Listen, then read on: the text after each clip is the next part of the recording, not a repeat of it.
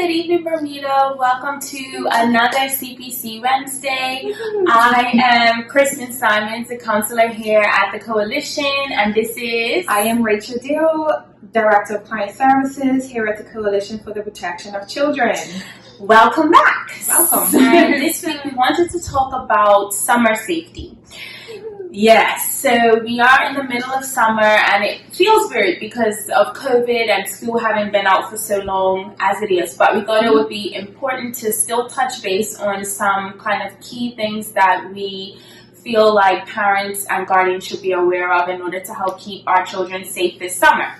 Okay, so we have 4 main points that we wanted to cover. Rachel is going to start us off with number 1. So the first thing we wanted to talk about is supervision.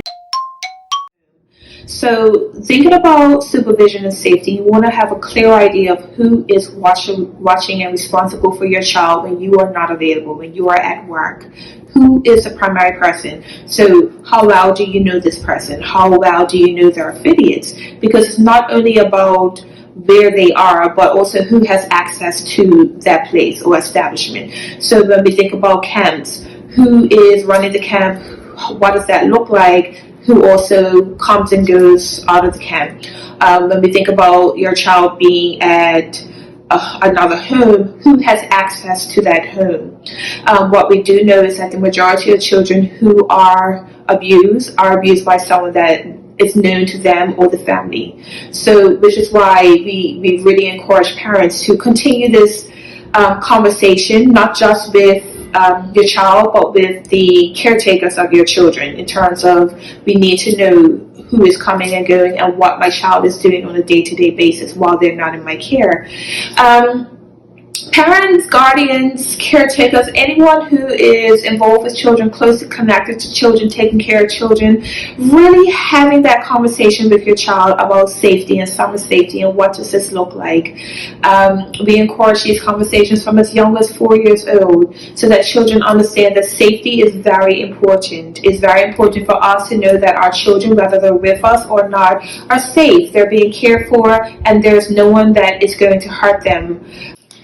So for those children who are spending time at home while parents are at work, we really encourage check-ins. We encourage schedules, having a schedule so your child you and your child have a clear understanding of what they're to do on a day-to-day basis, but also talking about the rules and routine within the home, who is allowed in, where they are allowed when you are not home, having very clear boundaries and guidelines around that, as well as check-in moments throughout the day, whether it be through a FaceTime call or a periodic check-in for those who are more mobile. Really important when we think about our children's safety, because it is our job as adults, as parents, to keep our children safe. And these are the things that we could be doing to just ensure that things are a little bit safer and our children are taken care of while we are at work during the summer. So thinking about supervision, having a safe and trusted adult, whether it be at camp, whether it be at home, really encourage you parents to have that conversation and to do those check-in moments. Okay, so point number 2. We wanted to touch on the COVID guidelines because obviously that's something that's really prevalent right now. And when it comes to safety, Bermuda government has actually put out a guidance for summer day camps and after school programs whole booklet. And what we recommend is that as parents, you be aware of what's in the booklet so that whatever camp or program you're sending your child to, you can be aware of some of the protocols that they should be following in order to keep your children safe. We will put the link below for where this can be found on the government website.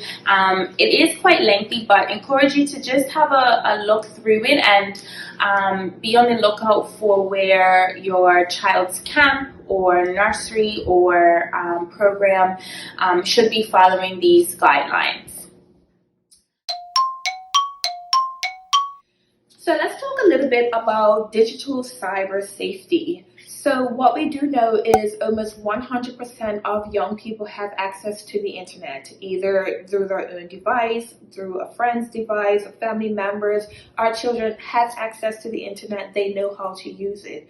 So what we do know is that unsolicited images, pornography can be accessed on the internet through apps, through videos, and whatnot. So being aware of the content that your child is viewing as they use these devices as parents is very important. Social media and different websites, they do a lot of pop-ups unsolicited, and some things may be more developmentally age inappropriate for your child. So really having a clear idea of what your child is viewing, the content.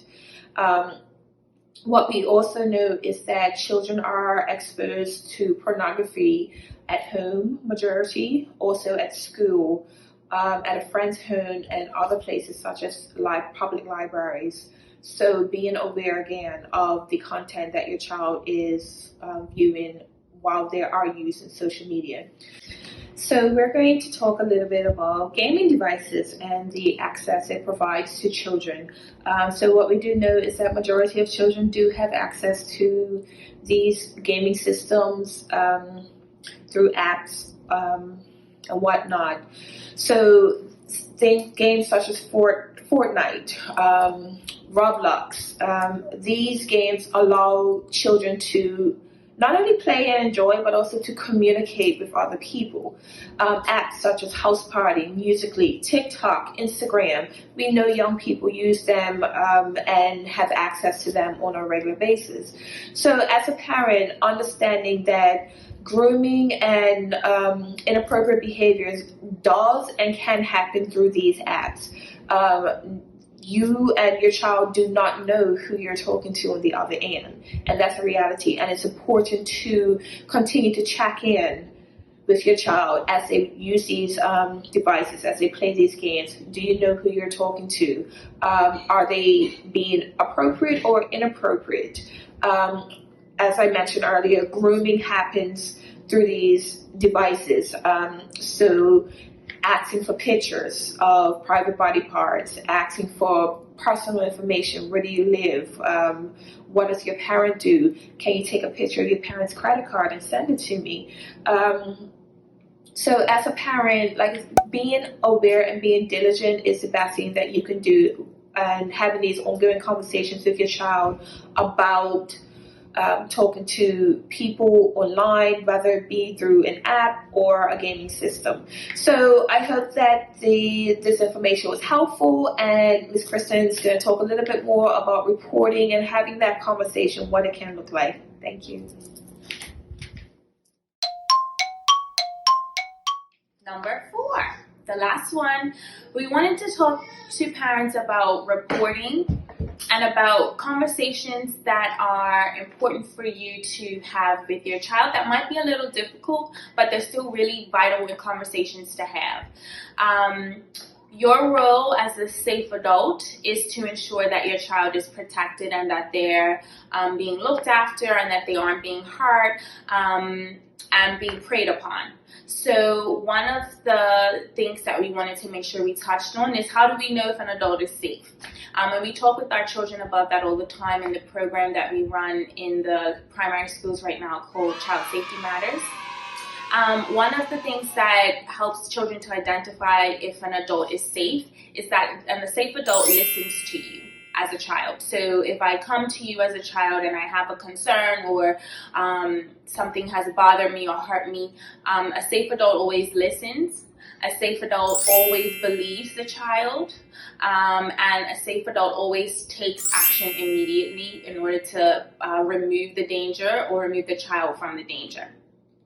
So that's really important for us as adults. We get really busy, and sometimes we might brush things off and say, oh, don't tell me any tales, or or you're making up stories and stuff like that. Children, one of the things that we've learned is that they will report if they know that the adult will listen, that the adult will believe them, and that the adult will do what they can immediately to keep the child safe. So that's really important for us as adults to take note of and to be aware of. We want you to have conversations with your children, ongoing conversations with your children about safety. This is something that you make appropriate to every age, but it is important that it is an ongoing conversation. And, some of the things that you talk about as they get older, you wouldn't talk to your 4-year-old about necessarily. But as Rachel said, that as they get older, they have more access to the internet and different digital devices that can pose a problem to their safety. So we want to make sure that you are having conversations with them about safety at every stage, and that you are helping to prevent things from happening versus being reactionary and trying to fix it after the fact. So a lot of times if children have the knowledge and know what to look out for, know what unsafe situations are, know who unsafe people are, they can do some things on their own to help keep themselves safe. But it is our job as adults to equip them with the knowledge that they need and to make sure that we're doing our part to protect them. And we want you to be aware that sometimes these conversations can lead to uncomfortable feelings, either in the children or in ourselves as the adults. And it's okay to experience those feelings, but make sure that you stay calm and that you keep the information age appropriate. If you, particularly with conversations around sex, around sexting, pornography, all of those things for some people can make for uncomfortable conversations, but if we aren't having them with our children, then who will? And sometimes it's a predator, okay? So sit with those uncomfortable feelings, but still have the conversation. Or if it is really unbearable, make sure that you find someone that you trust, that's another adult, that can have that conversation with you and your child and kind of foster that conversation or mediate that conversation for you. We wanted to leave you with some reporting information. If you do know of a child that is being neglected or abused, we do want to give you some important numbers that you can use in order to report that. So the Department of Child and Family Services, they can be reached at 278-9111. Here at the Coalition, we can be reached at 295-1150. The Family Center can be reached at 232-1116. And then the Bermuda Police Service can be reached at 295-0011. And that's pretty much it. We wanted to touch on those 4 main points. We did that, and we want to encourage everyone to have a safe summer, to make sure that you are having conversations with your children to help to keep them safe, and that you are being a safe adult by listening to them, believing them, and taking action.